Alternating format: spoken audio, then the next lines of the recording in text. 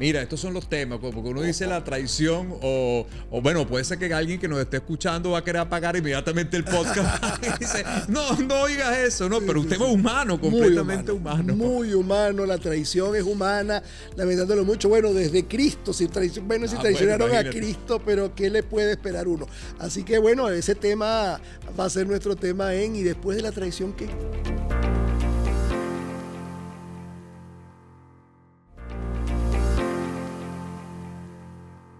Mira, la traición. ¿Cómo duele? Pero ese es el tema que todo el mundo lo oye y se va para un lado. ¿Cómo duele? Pero qué humano es, ¿no? Claro que es humano. Qué humano es la traición. Igual que la envidia. Son cuestiones muy dolorosas, muy difíciles, que hay que aprender a evitarlo, pero cuán humano o qué humano es el dolor, ¿no? Y la traición. Perdón, es la traición. Que duele, la traición que duele. Duele mucho la traición. Ahora, ¿cuáles son para ti los movilizadores, los detonadores de que alguien pueda traicionar a otro? Mira, lo que pasa es que la traición siempre se está conjugando en plural y afuera. Okay. Pero yo creo que eso parte de una traición que va personal. Yo creo que la traición puede ser síntoma afuera. Pero fíjate, la gente no enfoca la traición adentro, ¿no? Claro. O sea, porque tú sabes cuando estás en un sitio y no quieres estar en un sitio. Y eso no es traición. También sabes cuando estás con alguien y no quieres estar con esa persona. Cuando dices y eso sí no es traición. y quieres decir no. Bueno, el sí fácil. Claro, el sí fácil porque es el mundo de no caerle. ¿Cómo le vas a caer mal a alguien? Claro, si tú eres chévere, si tú eres bueno, si tú eres simpático, ¿no? Entonces, claro, esa es una traición que quizás no parte del dolor del cuerno, pero es el cuerno interno. Son los cachos que uno mismo se monta, ¿no? Claro, que te va dando además una suerte de inconsistencia que hace un terreno propicio para cualquier tipo de traición. Eso me recuerda, yo tenía un amigo que era muy honesto y se encuentra un socio que le lanzó la estafa de su vida, o sea, la estafa, y el argumento de él, fíjate, la reflexión era más bien la pregunta de decir, ¿por qué yo en mi vida, siendo un tipo tan honesto, tan recto, he tenido un estafador al lado y yo no me di cuenta, ¿no? Porque a las personas buenas le pasan cosas malas. Exactamente, ¿no? Ese es uno de los grandes títulos, ¿no? Y yo le dije, pero ¿cómo estarán tus propias estafas, no? Las propias estafas contigo, ¿no? El sí fácil, el no incomodar al otro, ¿no? Un temazo que además tú tratas mucho. El no poner acuerdos, porque los acuerdos son antipáticos, pero las traiciones también vienen porque los acuerdos no están claros. Y el no pasar por la incomodidad, que es un tema que hemos tocado aquí. Ajá. Es decir, el no tener la capacidad y la disposición de pasar por la incomodidad, que es sumamente difícil, pero que es la que te va lubricando y te va dando como un ámbito de percepción que te permite, quizás que no ocurra, no va a permitir que no ocurra, pero puede prever y puede además distender en muchas oportunidades posibilidades de traición. Pero eso tiene que ver con los acuerdos, tiene que ver con los contratos. Lo que pasa es que si tú y yo firmamos un contrato, ya no somos tan simpáticos. Porque el contrato nos incomoda, decir que si yo te doy un servicio tú me tienes que pagar. Entonces viene una cosa ahí medio culposa en esos movimientos, pero yo siempre digo, es preferible esa mala cara que va a durar horas y no esa traición que se ha postergado producto de lo no acordado también. Pero además, Juan Diego, fíjate que eso yo coincido allí, pero ahora, ¿qué pasa? Yo puedo estar amando a mi pareja, y esto que voy a decir es, en consulta, es una de las cosas que más detona a la gente. Pero te lo voy a decir porque es muy incómoda. Yo puedo estar amando a mi pareja profundamente y de repente, como el amar no genera exclusividad, es decir, cuando yo amo a alguien, yo la amo a alguien y tenemos un contrato de exclusividad, pero eso no hace que yo esté ciego o que pueda no admitir otras experiencias que se puedan venir. O sea, es como la gente dice, ay, yo no miro a nadie. Cuando yo ando con alguien, yo me vuelvo ciego. Pero eso es ridículo. Bueno, ¿no? Es una ridiculez, pero del tamaño. digo yo. Del tamaño bueno, ¿para qué te voy a decir para qué? Entonces, ¿qué pasa? De pronto yo estoy amando a mi pareja, estamos en un momento, inclusive en un momento hermoso y se atravesó alguien. Y ahí hay que ver qué hace que detone el que yo no diga que no, el que yo no ponga un límite, el que yo no me ponga un límite a mí, Porque ahí juegan, fíjate tú los factores que eso es lo que se ha estudiado a qué deviene. Uno, pero ¿cómo te vas a perder la oportunidad? El tren llega una vez. Una de las cosas más perversas, perversas que hay en la vida es que el tren es una oportunidad que llega una sola vez. Eso será en la inmunda de tu estación. Porque del resto en cualquier estación humana el tren pasa cada hora. Pero bueno, a nosotros nos hicieron ver que esos trenes pasan una sola vez. Entonces vas a perderte ese cuerpo. Y la otra es, si tú no lo aprovechas, lo va a aprovechar otro. Eso detona inmediatamente, no me importa, me llevo por delante y termino generando una traición, ¿no? Qué importante eso. Es interesante porque hay que ver cuáles son los detonadores de uno en torno a la traición, Sí, ¿no? sí. Indudablemente nosotros somos seres más racionales y tenemos una posibilidad analítica y crítica, ¿no? Pero somos mamíferos, ¿oíste? Somos mamíferos. También debemos recordar que hay una parte de nosotros que a veces se deja secuestrar por una cosa más primitiva que quizás no obedece tampoco una tradición tan filosófica y tan estudiada ni tan psicológica, sino que las tentaciones existen y cuando nosotros nos nublamos momentáneamente también se puede caer. Claro, no siempre se puede caer, pero siempre tiene, lo que yo siempre digo, y aquí también me cae encima, es yo creo que la fidelidad, ya hablando de ese tema, que sería otro tema de programa, pero que la podríamos ligar aquí, hacer un buen cóctel. La fidelidad es un hecho de conciencia, es un hecho de decisión. Claro, pero es un hecho prefrontal, es un hecho que está aquí en el cerebro. Pero es una teoría triúnica del cerebro, no que son tres cerebros, Claro. pero hay una parte más neocórtex, hay una parte límbica y una parte muy totalmente. reptílica. Claro. El problema es que cuando se suman las partes, si el límbico se suma con los reptílicos, el disparador va a ser muy poco esta parte que tú dices de decisión y analítica y de reflexión. Tenemos que tener un stop acá, por Exacto. supuesto, un autocontrol. Por lo menos en la adultez. Yo no te lo pido que lo tenga un adolescente, pero en la adultez tiene que ir desarrollando ese stop que diga, yo estoy aquí porque yo quiero estar aquí. Lo mejor que me puede pasar a mí en la vida hoy, en este instante, a esta hora, es estar aquí haciendo este post contigo. Claro. Y en ese momento, entonces, yo estoy entregado al 100% de mí. De lo contrario, empiezo de alguna manera a tantear, a ver para los lados y a que los disparadores, que son estos estímulos de si no lo haces tú, no lo hace otro. Bueno, pero entonces hablemos de eso, pero también los disparadores ahorita están en el ámbito de estar conectado a una virtualidad que me pone disparadores y tentaciones muy fáciles. Bueno, y a la corrupción, pues. Es un temazo. Es un temazo, claro que sí, pero para la próxima parte vamos a ver eso, porque dijiste algo importante. Te quedaste, el adolescente no puede tener ese control porque no tiene prefrontal todavía desarrollado. Absolutamente, pero te tengo una estadística de Harvard. Ajá. Esto es Harvard, esto no es mentira que lo estoy inventando yo. Dice que ahora nosotros los varones salimos de la pubertad a los 43. O sea, yo tengo 52, yo 9 años nada más que salí de la pubertad. Y después de la traición, amigo, ya venimos.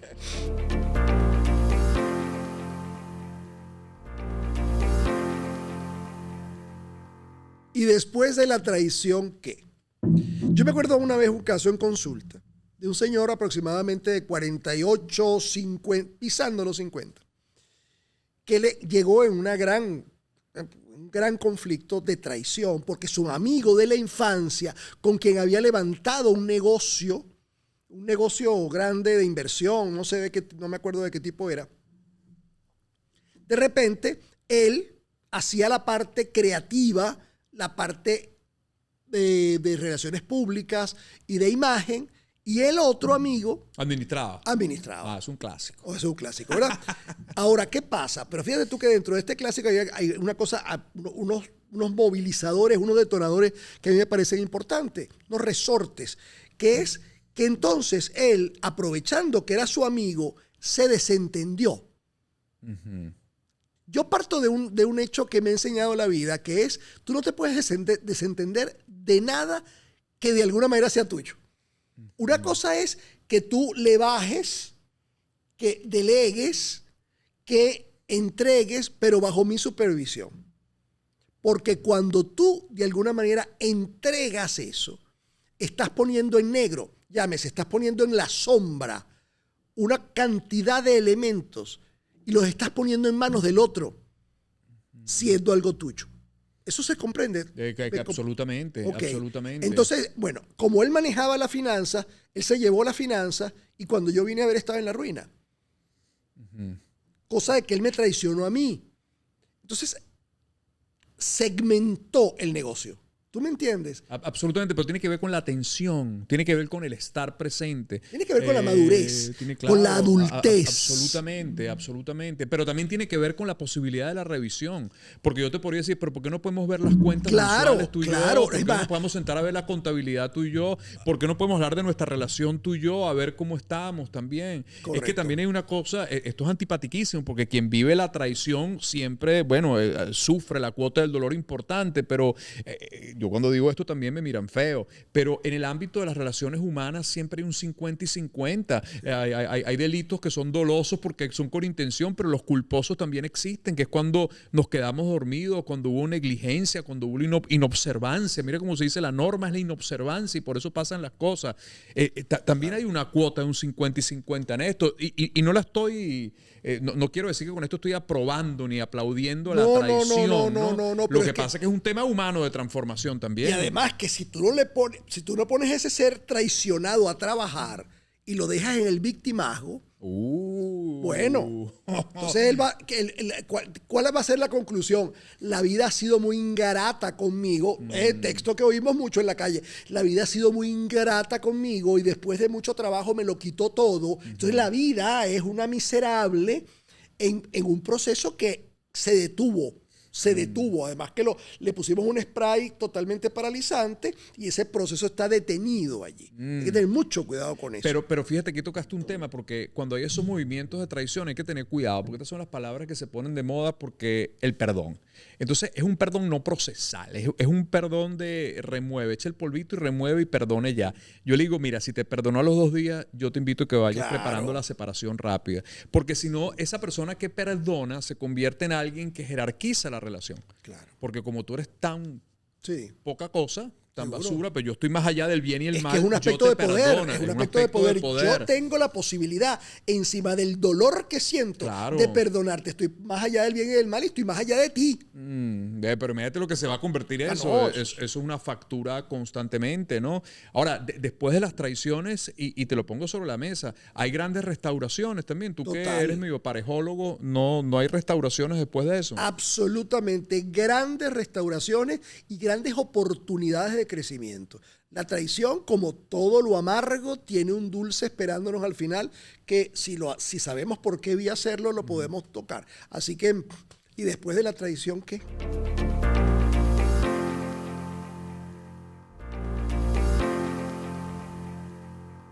¿Y después de la traición qué? La traición tiene unos ámbitos. Primero, como es tan dolorosa, porque esa es una cosa, como te revuelca, la traición de alguna manera te revuelca porque primero te hace sentir el tonto, te hace sentir el humillado, te hace sentir el que abusaron de él. Es decir, son muchas cosas que la traición trae. La traición resquebraja la confianza, será un tema pronto, pero además, cuando empiezas a nadar y a buscar el camino al que te lleve esa traición para poder ver la luz de esto, empieza una cosa muy interesante a suceder porque empiezan empezar a reconocerte en ti, a reconocer tu vulnerabilidad, a reconocer ciertas áreas que en verdad, mira, yo hice un análisis de esto y es verdad, Pedro no actuó bien conmigo, Pedro no es una persona, bueno, lamentándolo mucho, perdió una amistad, pero yo también me descuidé. Claro. Yo también ahí perdí muchas cosas. Cuando se lleva de verdad eso como un duelo, eso es un duelo más. Ese duelo con mucha rabia, con una dosis mayor de rabia que de dolor, pero es que detrás del dolor está la rabia y la rabia es si las emociones no son así tan segmentadas. ¿No? Lo que espera de la vida es un ser mucho más íntegro, un ser mucho más despierto, palabra de Buda, del budismo, un ser mucho más despierto, un ser mucho más en el presente, un ser mucho más con relaciones mucho más acordadas y con observación de mis propias traiciones, porque ya conozco tanto la traición. Es decir, ya yo la conocí de una manera tan de frente que ahora la puedo saber inclusive a nivel de cuerpo. Claro, pero las traiciones tienen una connotación mucho más amplia de la pareja, pero nuestros primeros traicionadores son nuestros padres también, ¿no? Ahí vienen nuestros primeros cuernos vitales, por decirlo de alguna forma, ¿no? Cuando vemos que esos héroes tan bellos, tan perfectos, no eran, ¿no? O sea, Cuando y nos se exigían derrumben. lo que ellos no eran. Claro, pero en ese derrumbe está la posibilidad del crecimiento. Claro, Ahí crezco cuando esas veo. son Claro. las heridas que nos van a hacer crecer. Porque recuerden que una herida es importante que la gente recuerde, una herida es o una cicatriz que nunca se va a borrar, pero que ya no duele, Que es una experiencia. que ya no duele, pero la cicatriz está ahí. Tú te quitas un poquito la piel y ahí está la cicatriz. O una cicatriz que permanentemente llama la atención por su dolor. Eso es una herida no curada. Y eso uno tiene que saber hasta qué punto a uno ha curado y eso exige trabajo. Y trabajo implica terapia, autoobservación, reconocimiento, llorar, sacar el mundo emocional para afuera, saber que estoy herido y que ese sector está profundamente sensible en mi vida. Ahora, esa traición no requiere una cuota de reparación del otro, porque Bueno, cuando nosotros damos ese perdón, nos vamos a un perdón muy divino, ¿no? A que todo en la vida se perdona, pero no requiere también una cuota del traicionador que haga su trabajito de reparación. Este tema es muy... sí, sería lo ideal, ¿no? Pero a veces no soy capaz de llegar ahí. A veces el llegar a pedirle al otro, hablar con el otro después que me ha traicionado para que el otro me explique, es muy... Pero no debe haber un poquito de una venganza, un poquito de esa venganza. Hellinger lo decía con una claro. claridad. A usted le montaron cacho, amiga, vaya, quítale la tarjeta cuando esté dormido de acá, Y vaya a hacer una tienda. Y le mete un monto ahí grande al marido, ¿verdad? Claro, porque eso de alguna manera genera equilibrio. Porque es que la vida es equilibrio. Aquí tiene que haber equilibrio, ¿no? Entonces, de alguna manera, te voy a hacer una maldad. Es decir, siempre te genera equilibrio. Hay una serie muy interesante que yo se lo recomiendo a la gente. ¿Cuál es? Para la vida, no para la traición, para la vida. Pero en la traición es un tema importante, se llama Shameless. Shameless es sinvergüenza. Son 11 temporadas, pero se ganó todos los premios. Es una serie extraordinaria de una familia baja de los Estados Unidos. Pero entonces esa familia baja le pasan las mil y una cosas. De verdad es un desastre. La serie es disgusting. Y perdón el término americano, pero es que no tiene traducción. Es disgusting la serie. Pero es tan humana, porque al final es una familia desastrosa que al final es familia. Tienen un padre que es un tercer que podría estar en cualquier manicomio, pero es padre. Y yo creo que lo que te va enseñando es que tú tienes que ir reparando. Tú no puedes en la vida... Entonces, me hiciste una cosa, te la cobré y después nos encontramos y hablamos. No hay ningún problema. Entonces la serie te va diciendo eso porque ese es el caminar de una clase social, de un sector económico que no le queda otra que eso. Ahora, pero lo importante es que sí hay una posibilidad de una reparación y de un crecimiento después de esa fractura. Sí, claro. Ahora, tocaste el tema de la confianza. Lo que se fractura realmente es ese músculo que se llama confianza, pero ahí nos metemos en otro temazo, porque la confianza es profundamente binaria. Si tú vas a tener la posibilidad de renegociar con ese ser, vas a tener que apostar a confiar, porque no puedes medio confiar. Es que yo creo que la confianza no es que se fracture, sino que, se fractura y lo que se hace es que cambia. Es decir, yo ahora vuelvo contigo, pareja. Por supuesto, la confianza no va a ser la misma que te tuve, porque la confianza que he restablecido es otra. Es otra. Y esa otra carece de algo o le sobra algo, pero es otra. Tú no puedes esperar que yo tenga la misma confianza cuando esto no había sucedido que la que voy a tener ahora contigo. Ya, pero entonces me recuerdas al caso del amigo tuyo, entonces sería una gran estupidez que esa persona a cual yo le delegué la administración y la finanza y me hace una estafa y me roba, entonces si yo lo perdono lo voy a poner en el mismo cargo. Bueno, como decía, el padre Ricardo Bulmes tenía una frase maravillosa que creo que es buena para cerrar el podcast de hoy, este tema que da para mucho más, pero que sería bueno, que decía, sí, mi sobrino, mi sobrino me pidió el carro prestado y agarró el carro prestado y vino, lo chocó, lo dejó abandonado, lo volvió triza y lo dejó por allá. Y chévere, bueno, yo soy un hombre, él es un sacerdote, yo soy un hombre de perdón, yo rezo por él, yo lo perdono, es mi sobrino, es el hijo de mi hermana, pero no vuelve a poner una nalga en ese carro. Así es, eso es inteligente. Eso puede ser inteligente, usted lo analiza, pero bueno. Bueno. ¿Y después de la tradición qué?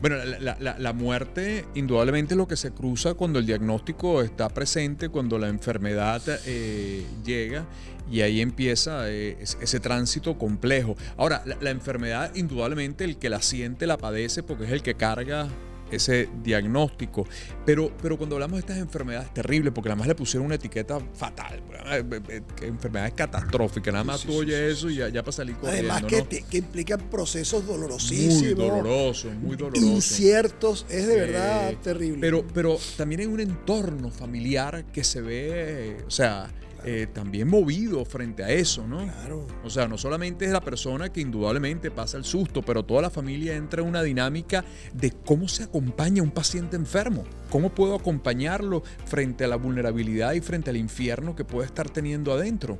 Es muy complicado. El acompañamiento puede matar más. Es decir, una persona se puede secar, que es una de las peores cosas que le puede pasar a un ser humano. Se puede secar más acompañando que viviendo una enfermedad.